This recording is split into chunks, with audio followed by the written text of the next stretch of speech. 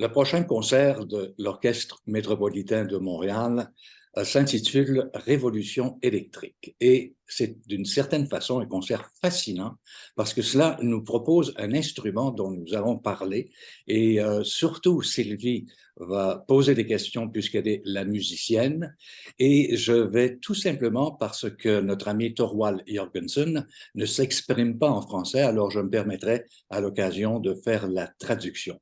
Alors sans plus tarder, nous allons accueillir Thorwald Jorgensen. Thorwald, bonjour et Bonjour. bienvenue. Bienvenue. Bienvenue. Thorwald, all the questions will be asked to you in English, and Yes. Sylvie here with me will also talk English. So here we go.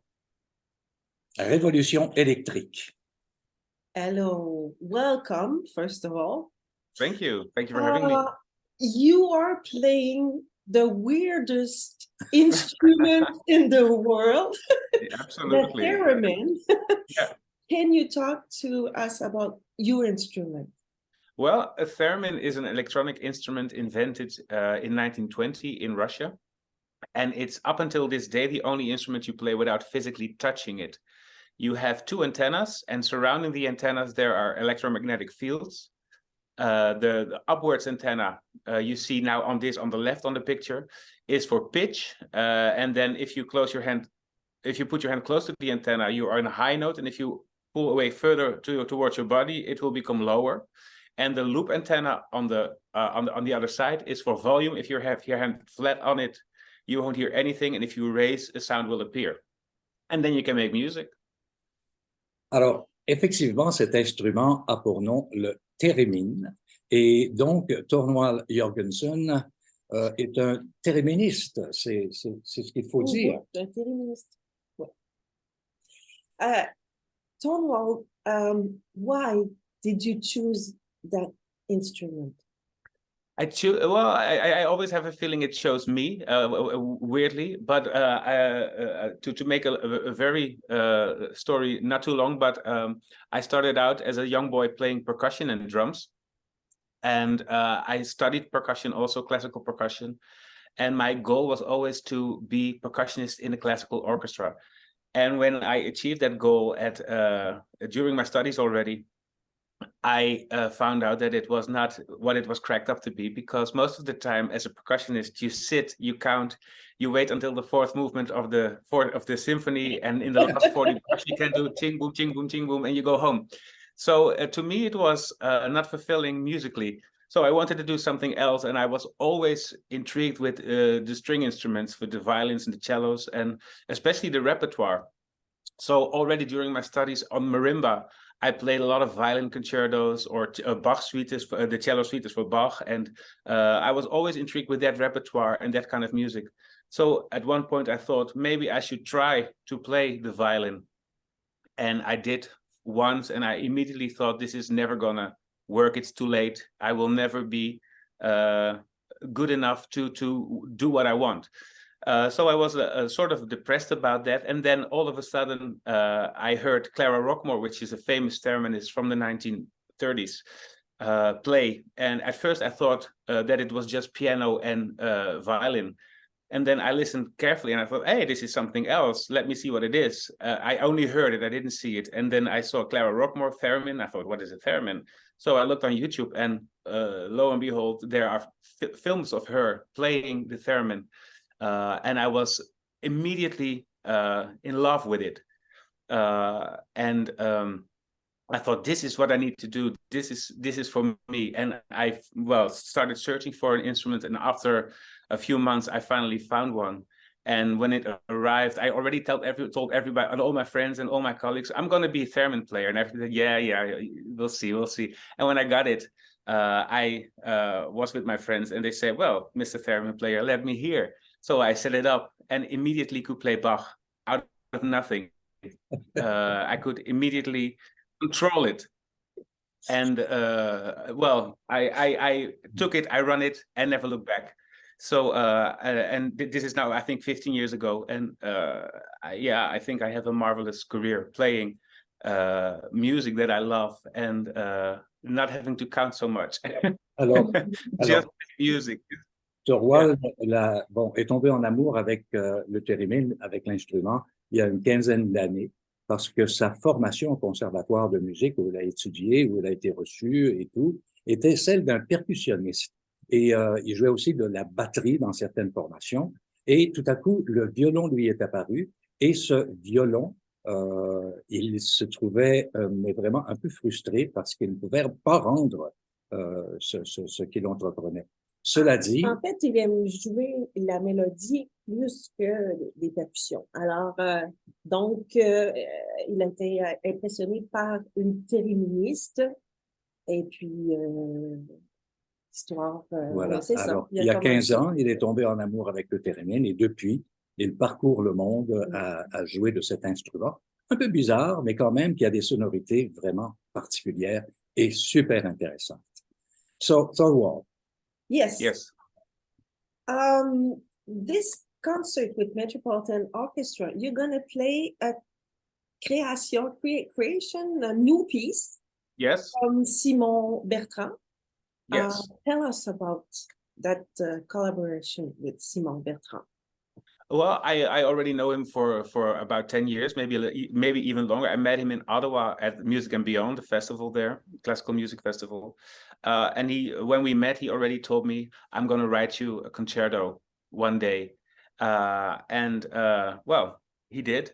So now we're going to premiere it. And it's a wonderful piece of music because it's not only a theremin concerto, but it's also a tribute to the inventor of the instrument, Leon Theremin. So it basically is an autobiographical story in the music about the life of this inventor and also of the instrument, because the first movement starts really low and it comes out of nothing, and then melody all of a sudden appears, and it's sort of like the beginning of the theremin, and then you have all the in between of his life, and then in the end the melody goes up and up, and that means like he's going to heaven, and it ends up like on the highest note of the theremin, and very silent, and it's really beautiful. It's and there are 5 movements. Yes, correct. He called it moments, and the third one is written for our dear Lise Beauchamp, who was oboist. That was our first oboe player in the Metropolitan Orchestra. Yes. So it's going to be very emotional for us to play with you, and well, I already played the music with you. So it's very, very beautiful. And I think you know the story. Of course, I know. Yeah, I did. I unfortunately was not able to ever meet her, but I've heard of her, of course, and it's a tragic story, and it only inspires me to do my absolute best to play it as beautiful and as nicely as I can in her memory, because I know she was a very special person, and it will be an inspiring moment. Yes, absolutely, and also because that movement really has a big oboe solo, where the theremin actually plays second violin to the oboe, because the main soloist in that movement is, for a big chunk of the movement, is oboe, of course in honor of Absolument. Alors, c'est-à-dire que Thorwald a mentionné le fait que Simon Bertrand a composé cette pièce, ce concerto, pour lui uniquement. Compte tenu de leur longue association, au-delà d'une dizaine d'années, ce sera un plaisir pour lui de créer cette première mondiale, d'une certaine façon, sur l'œuvre de Simon.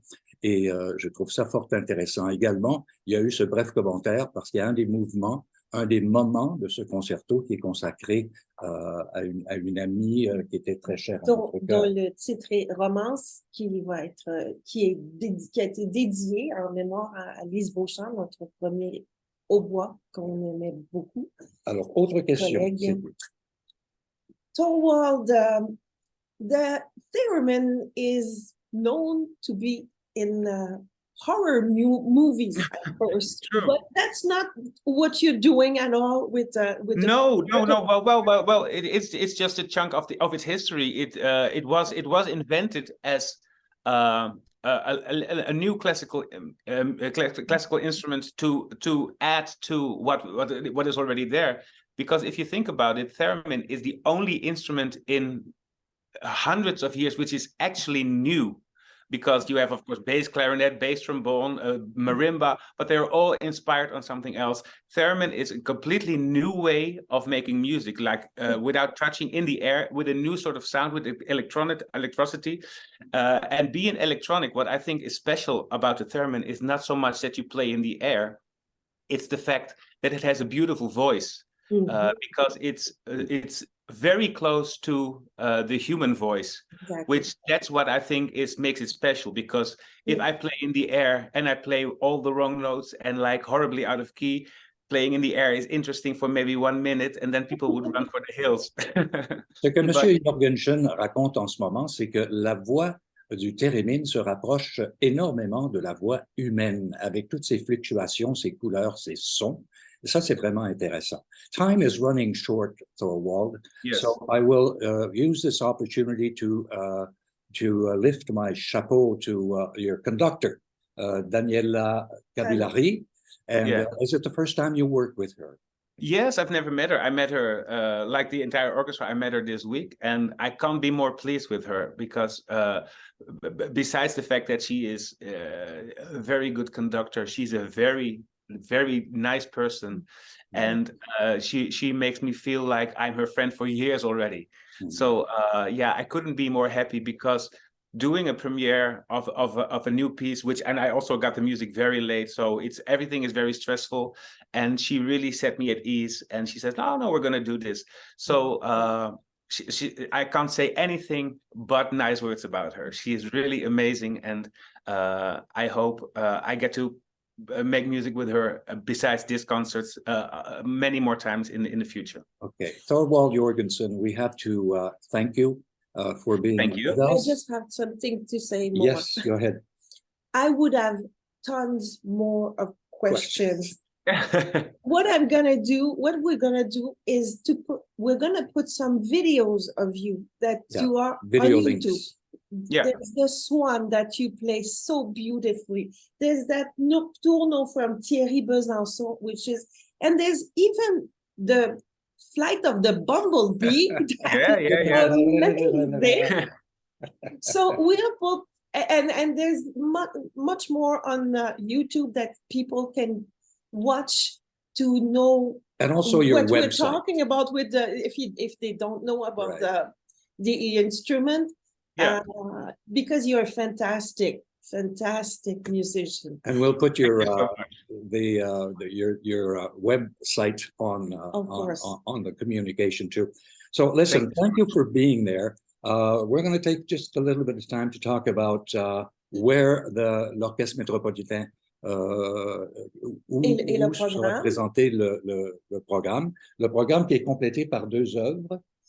Oui, donc Dvorak et on Wagner. va avoir l'ouverture du vaisseau fantôme de Wagner, qui est une œuvre orchestrale, et ensuite la pièce de Simon Bertrand avec Thorwald, et en deuxième partie, la 7e symphonie de Dvorak, et tout cela dirigé par la chef Daniela Cabillari. Tu peux rappeler les dates? Oui, effectivement, il y aura le premier des concerts sera présenté à Pointe-Claire dans le cadre de la tournée du Conseil des Arts de Montréal. Le 9 février. Le 9 février et à 20h. Et le 11, c'est-à-dire samedi, ce sera à la Maison Symphonique. À 19h30. À 19h30. Et il y a un 3e concert qui s'ajoute, qui sera présenté à Montréal-Nord, au Centre Da Vinci. Alors, 3 occasions de voir et d'entendre ce concert de l'Orchestre Métropolitain. En fait, le concert à la Maison Symphonique est le 10 février, c'est-à-dire vendredi, et le samedi, c'est au Centre Mirella et Lino Saputo à Saint-Léonard. Ouais. Merci. Thank you so much Thorwald. You're welcome. You're welcome. And I see you tonight. Yes, we You do speak French. No. a little word in Wait, French. I had French in school, but like I said, the only thing I remember is la cabine téléphonique in case I need to phone home. But no, my French is really bad, so I wouldn't bother you with me speaking French. Sorry. Okay. I give you rendezvous on Friday at la Maison Symphonique with l'Orchestre Métropolitain. Thank you for being with us. And have a Thank you for having me. Thank you. Bye-bye. Bye-bye.